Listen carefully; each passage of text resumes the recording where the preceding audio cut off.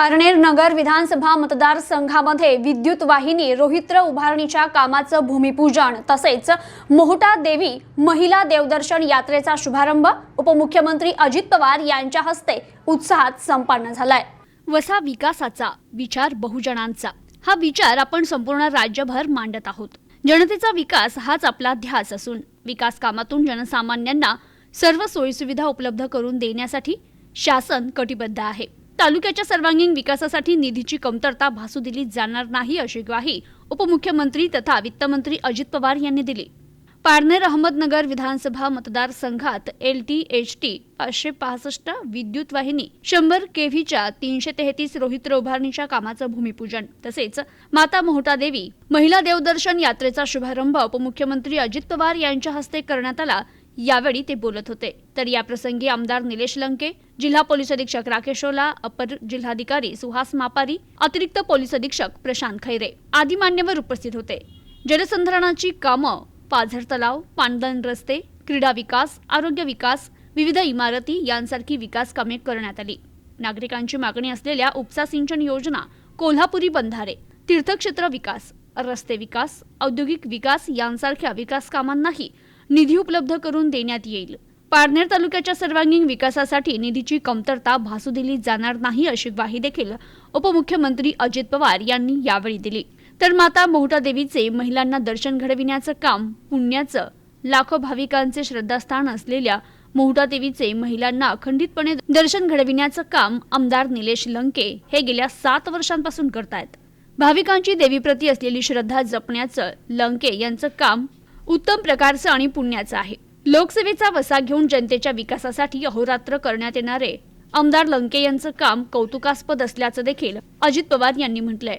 आमदार निलेश लंके यांनी प्रास्ताविकात माता मोहटा देवी महिला देवदर्शन यात्रेबाबत तसेच मतदारसंघातील विकास कामांची माहिती दिली। यावेळी उपमुख्यमंत्री अजित पवार यांच्या हस्ते 11 kV क्षमतेची 278 किलोमीटर लांबीची वीज वाहिनी, 100 kV क्षमतेचे 333 रोहित्रे तसेच 310 किलोमीटर लांबीची 3 फेज लघुदाब वाहिनीच्या कामाचं भूमिपूजन कोनशिला अनावरणानं करण्यात आलं।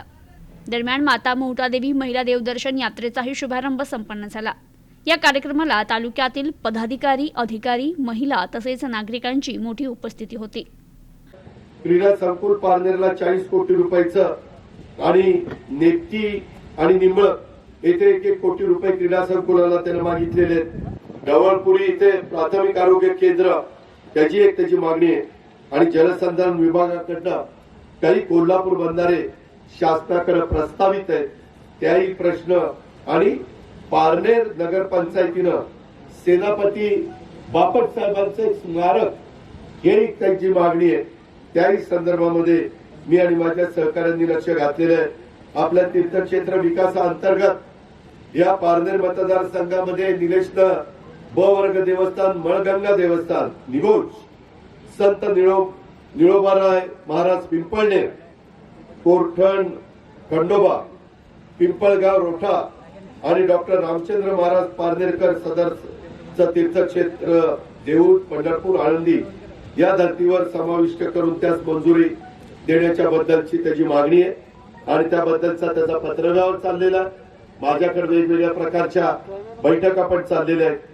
हायब्रिड एन्युटी अंतर्गत हायवे एकूण 104 किलोमीटर अंतराचे प्रस्तावित आहे आणि आपल्या सुप्याच्या MRDC आहे तिथं ट्रॉमा सेंटर अशी वेगवेगळी बरीच कामं आहेत। ही पण त्याची मित्रांनो मागणी आहे। मी आपल्याला एवढंच सांगतो की वेगवेगळ्या पद्धतीची कामं करत असताना सध्या तर आपला जसं आम्ही RR पाटील स्वर्गीय त्यांना आधुनिक गाडगे बाबा म्हणायचो, आधुनिक गाडगे बाबा म्हणून आमदार RRचा उल्लेख व्हायचा, तसा आपला निलेश आधुनिक श्रावण बाळ। त्या श्रावण बाळांनी कसं त्याच्यामध्ये त्या काळामध्ये काम केलं तसं आपल्या आई करता, आपल्या भगिनी करता हा श्रावण बाळाच्या रूपानं त्या पाथर्डीतल्या माता मोठा देवी अत्यंत जागृत देवस्थान तिथं तुम्हाला देवदर्शनाला देण्याचा त्याचा प्रयत्न आहे। पण कुठल्या निवडणुका नाही।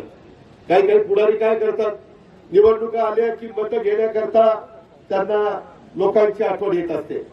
तसं निलेशनी कधी दाखवलेलं नाहीये. निवडणुका येतील, निवडणुका जातील, त्याचा काही प्रश्न नाहीये. तो एक महत्वाचा वेगळा भाग आहे. पण आपण जनतेशी बांधिलकी ठेवली पाहिजे, या पद्धतीनं काम त्याचं चाललेलं आहे. गेल्या वर्षी पारनेर तालुक्यातल्या जवळपास, मी एसपी माझ्या बरोबर आहेत, जिल्हा पोलीस प्रमुख, मी त्यांना विचारलं, ते म्हणले दादा गेल्या वर्षी 1.25 लाख माता भगिनींना माता मोठा देवीचं दर्शन निलेश लंकेंनी घडून आणलेलं होतं. आणि या वर्षी देखील तशाच प्रकारचं नियोजन त्यांनी केलेलं आहे. अशा पद्धतीनं माता भगिनींना आधुनिक श्रावणपाळ म्हटलं तर ते काही चुकीचं ठरेल असं नाही.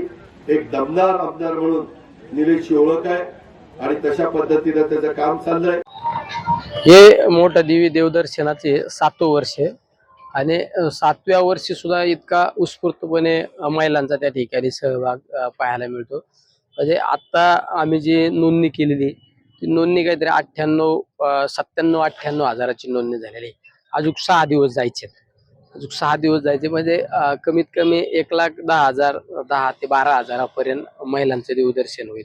मागच्या वर्षी सुद्धा 1,08,9 हजारापर्यंत महिलांची नोंदणी, अधिकृत नोंदणी झाली. या वर्षी सुद्धा त्याच पद्धतीने 5-10 हजार इकडे तिकडे होईल, पण लाखाच्या वर महिला देवदर्शन होईल. यावेळेस श्रावणबाळ लोकसभा लढणार का? नाही, लोकसभेला अजून बराच वेळ आहे, बराच अवधी आहे.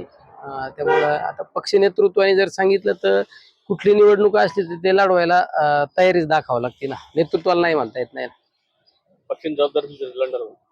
हा, पक्षाने जबाबदारी दिली तर पक्षापेक्षा कुणी मोठं नसतं ना.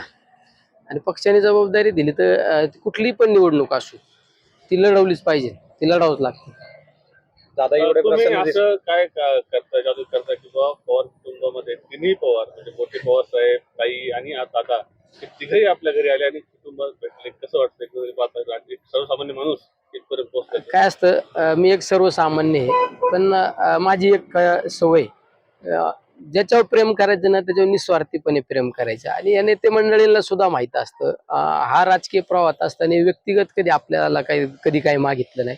जे मागतो ते फक्त समाजासाठी मागतो. आपल्या कामाची पावती नेते मंडळी देतच असतात.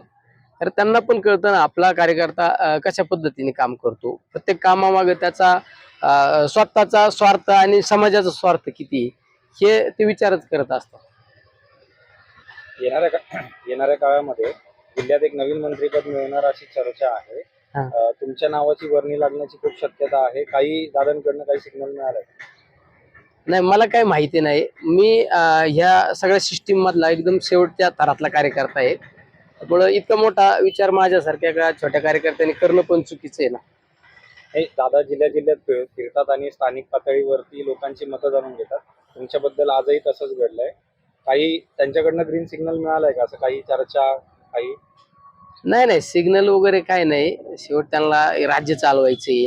नुसतं नगर जिल्ह्यात पाहून जमणार नाही. त्यांना राज्यात पार नांदेड पासून सिंधुदुर्ग असू, तिकडे चंदीगड पर्यंत, आपल्याच्या अमरावती पर्यंत असू, हे सगळं परिसर पाहायचा असतो. त्याच्यामुळे सगळ्या भागात कसं विस्तारीकरण झालं पाहिजे, पक्ष कसा वाढला पाहिजे, ह्या विचार करणारे नेते मंडळी असतात. त्यामुळे आपली अशी मागणी पण चुकीची असते ना, मलाच पाहिजे. त्यांच्या पुढे राज्याचं चित्र आहे ना. तुम्ही नगर पातळी करता आंदोलन केलं होतं, रस्ता सुरू झाला आणि ते काम झालं, पण बोर्ड मात्र दुसरी लागले, काय म्हणतात? नाही, शेवट काही लोकांना एक सवय असते काम शून्य करायचं, पण श्रेय घ्यायला सगळ्यात पुढे असतात. आता नगर पातळी रस्ता गेले बऱ्याच वर्षापासून रस्ता प्रलंबित होता. त्या रस्त्यावर 450 लोकांचा बळी गेला. शेवट मला उपोषण करावं लागलं. मी उपोषण नुसतं केलं नाही, मी काम प्रत्यक्षरित्या चालू केलं.